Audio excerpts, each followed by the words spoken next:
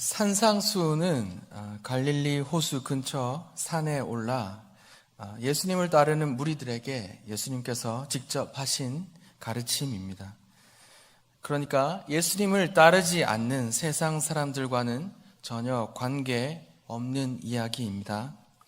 세상 사람들 중에 마음이 참 가난하고 겸손한 사람이 있더라도, 어떤 억울한 일을 당해 애통한 이가 있더라도, 또는 부처님처럼 온화한 성품을 가진 사람이 있다 하더라도 산상수훈은 그들과 관계된 이야기가 아닙니다.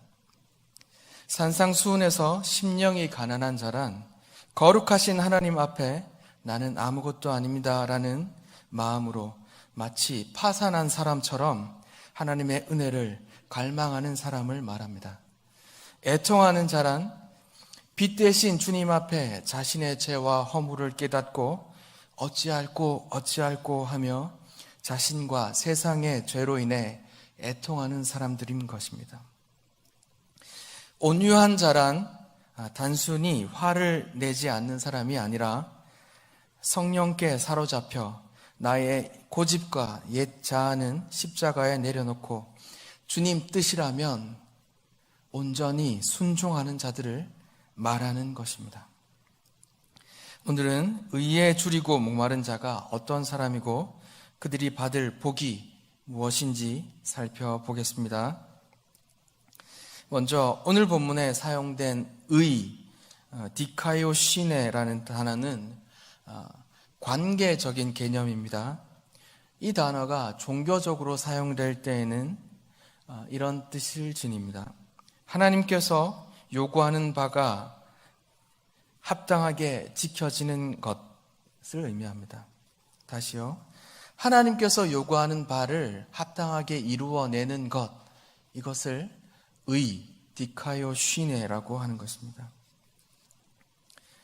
하나님께서 요구하는 바를 적절히 이루어내는 것을 의라고 한다면 하나님께서 요구하시는 바가 무엇입니까? 에덴 동산에서 본다면 선악과를 먹지 말라는 것이고, 광야 이스라엘에게서 본다면 시내산에서 주어진 율법이라고 할 수 있습니다. 에덴 동산의 아담과 하와도 하나님이 요구하시는 그 의를 온전히 이루지 못했고, 구약 성경을 통해 알 수 있듯이 이스라엘 백성들도 하나님께서 요구하시는 그 율법의 의를 온전히 이루지 못했습니다. 아담부터 이스라엘까지 모든 사람이 하나님께서 요구하시는 의를 이루지 못한 것입니다. 그런데 예수님 당시에 율법으로는 흠이 없다고 자부하던 사람들이 생겨났습니다. 그들이 바로 바리새인과 대제사장, 서기관들입니다.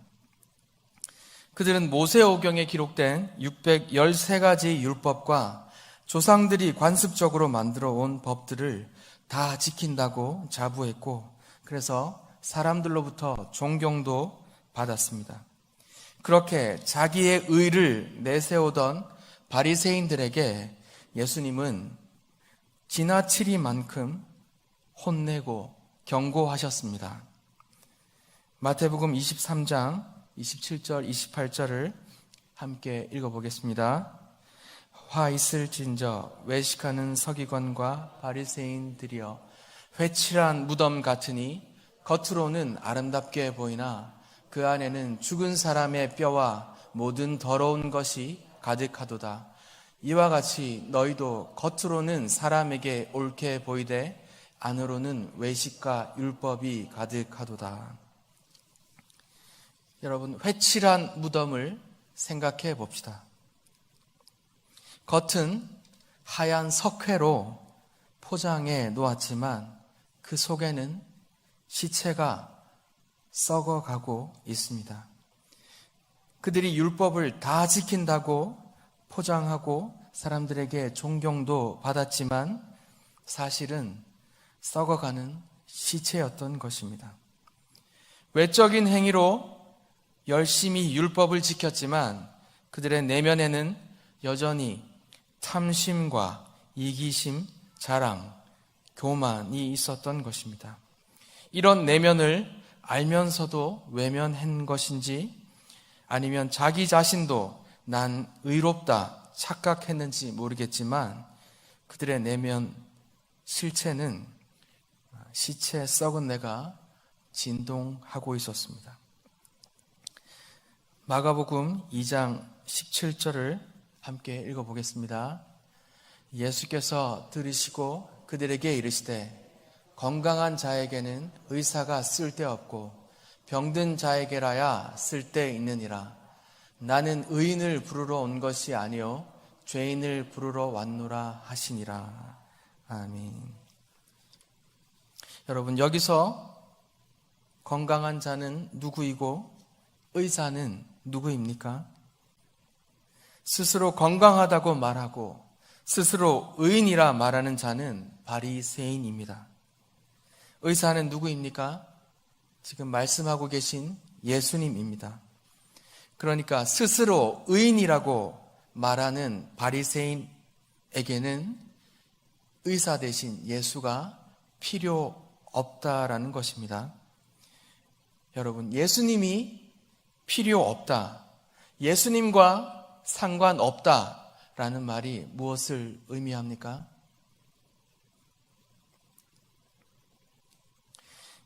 유일한 길 대신 예수님을 통해서만 갈 수 있는 천국에 갈 수 없다는 뜻입니다. 지옥에 가게 된다는 것입니다. 스스로 의인이라 예수님이 필요 없다고 하는 자들의 결국은 영원토록 지옥에서 고통받게 되는 것입니다. 그런데요, 이들과 달리 자신은 죄인이라고 울부짖는 이들이 있었습니다. 누가복음 18장 13절입니다. 함께 읽겠습니다. 세리는 멀리 서서 감히 눈을 들어 하늘을 쳐다보지 못하고 다만 가슴을 치며 이르되 하나님이여 불쌍히 여기소서 나는 죄인이로소이다 하였느니라. 아멘. 누가복음 18장에 나오는 바리새인과 세리의 기도 내용입니다. 하나님 앞에서 자신의 의를 내세우고 저는 저 세리와 같지 아니함을 감사합니다. 저는 11조하고 봉사하고 구제해서 감사합니다라고 감사 고백하던, 그러면서 자신의 의를 내세우던 바리새인과 달리 세리는 감히 하나님이 계시다고 생각되는 그 하늘을 감히 쳐다보지도 못하고 나는 죄인입니다, 나를 불쌍히 여기소서 하면서 가슴을 치며 울먹거렸습니다. 여러분, 바리새인과 세리의 기도 말미에서 예수님께서 누구에게 의롭다 말씀하셨습니까? 누가복음 18장 14절 함께 읽겠습니다. 내가 너희에게 이르노니 이에 저 바리새인이 아니고 이 사람이 의롭다 하심을 받고 집으로 내려갔느니라 하시니라. 아멘. 바로 세리를 의롭다 칭해 주신 것입니다. 자신의 의를 내세우던 바리새인이 아니라 자신은 죄인이라고 눈물로 고백하던 세리에게 의를 선물해 주신 것입니다. 감히 하늘을 쳐다보지도 못한 채 나는 죄인입니다, 나를 불쌍히 여겨 주시옵소서 하고 눈물로 기도하는 자가 바로 오늘 본문의 의에 줄이고 목마른 자인 것입니다. 자기 자신에게는 하나님이 요구하시는 의가 단 1%도 없구나라는 걸 깨닫고 하나님이 주시는 의, 즉 예수님의 십자가를 갈망하는 자가 바로 의에 줄이고 목마른 자인 것입니다. 여러분, 어느 주말에 늦잠을 자고 창문으로 햇살이 들어오는 아침을 상상해 보십시오. 커튼을 걷고 햇살이 쫙 들어오는데 그때 이부자리를 정리하면 여러분 무엇이 보입니까? 빗살 가득히 먼지가 가득 보입니다. 순간 생각 듭니다. 아니, 내가 이 먼지 구덩이에서 잠을 잤단 말이야 라고요. 그 햇볕이 오기 전에는 전혀 알지 못했던 그 먼지 구덩이가 햇볕 아래 다 드러나는 것입니다. 여러분, 우리가 참 빛이신 예수님께 가까이 가면 우리는 더러운 죄인으로 드러나는 것입니다. 저는 가끔이지만 주님 앞에 내 모습을 비춰볼 때 이기심과 더러운 욕망이 가득한 나를 발견하고서 나 자신이 너무 싫고 죽고 싶을 때가 있습니다. 아니, 내 머리를 열어서 나쁜 생각, 음란한 생각을 다 끄집어내고 싶고 내 배를 갈라서 내 속에 더러운 것들을 다 끄집어내고 싶습니다. 하지만 내 머리를 열어도 내 배를 갈라도 내 죄악을 씻을 수 없고 내 더러운 욕망을 꺼낼 수 없다는 것을 깨닫고 나서야 두 손 두 발 다 들고 주님께 엎드릴 수밖에 없습니다. 세리처럼 엎드려 주여, 저는 죄인입니다. 저를 불쌍히 여겨 주시옵소서 하고 기도할 수밖에 없는 것입니다.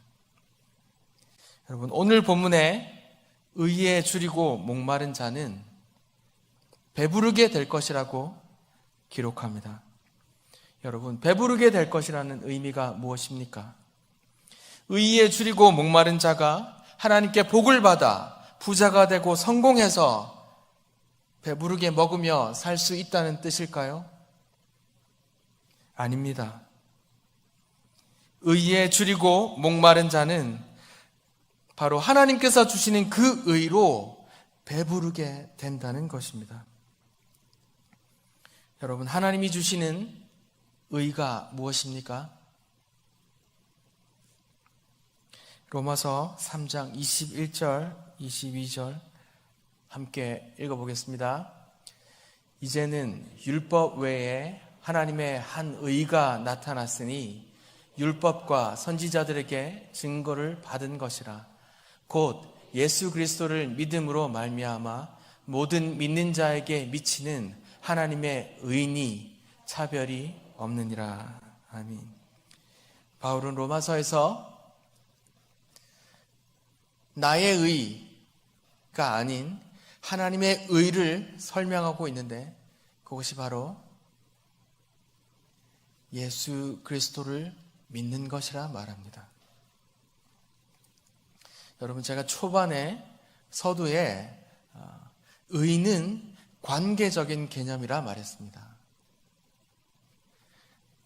아담과 하와부터 이스라엘 백성까지 모두가 하나님과의 관계에서 내가 마땅히 하나님께서 요구하는 의를 이루지 못했습니다.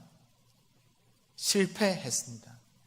그런데 그 반대편에 하나님께서 하나님의 의를 내세워 주시는 것입니다. 하나님께서는 비록 계약 파기자이지만 배신자들에게 하나님 스스로 해야 할 도리를 다 하는 것입니다. 그게 무엇입니까? 자기 아들을 주시는 것입니다.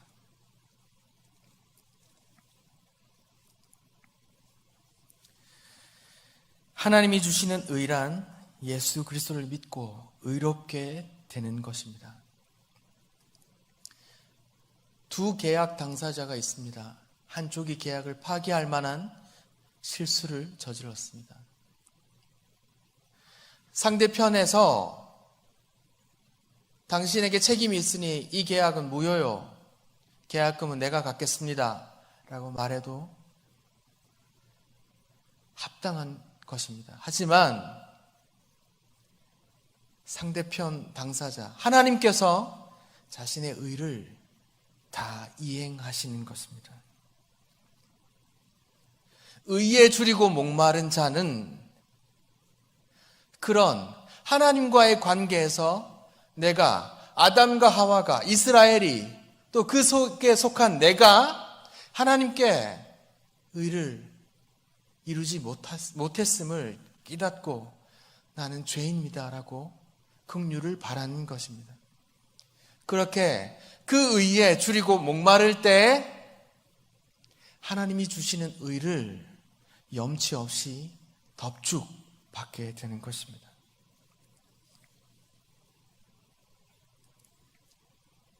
그 의에 줄이고 목마른 자가 배부르게 될 것인데 무엇으로 배부르게 될 것입니까? 바로 하나님이 주시는 의로 배부르게 되는 것입니다. 나는 내 속에는 더러운 것이 가득한데, 내 속에는 가망이 없는데 어쩌지 그 의가 없으면 죽는데, 심판인데, 지옥인데 어쩌지 하는 그 상황을 깨닫고 의에 줄이고 목마르면 그 주께서, 하나님께서 주시는 그 의를 보게 되고 그 의를 감사로 받게 되는 것입니다. 주님께서 우리에게 주신 성례 가운데 성찬식이 있습니다. 여러분, 성찬식에도 의에 줄이고 목마른 자가 예수님의 살과 피를 먹고 배부르게 된다는, 생명을 얻게 된다는 그 메시지가 담겨 있는 것입니다. 마태복음 26장 26절에서 28절 우리 함께 읽어보겠습니다. 그들이 먹을 때에 예수께서 떡을 가지사 축사하시고 떼어 제자들에게 주시며 이르시되 받아서 먹으라, 이것은 내 몸이니라 하시고, 또 잔을 가지사 감사기도 하시고 그들에게 주시며 이르시되 너희가 다 이것을 마시라, 이것은 죄사함을 얻게 하려고 많은 사람을 위하여 흘리는 바 나의 피 곧 언약의 피니라. 아멘. 예수님께서 자신의 살과 피를 먹으라고 합니다. 이스라엘 사람들은 오해했습니다. 무슨 우리가 식인종인가 오해했지만 성령께서 이런 의미들을 다 깨우쳐 주시는 것입니다. 예수님의 살과 피, 하나님께서 주신 그 의를 의에 줄이고 목마른 자가 먹고 배부르게 된다는 것입니다.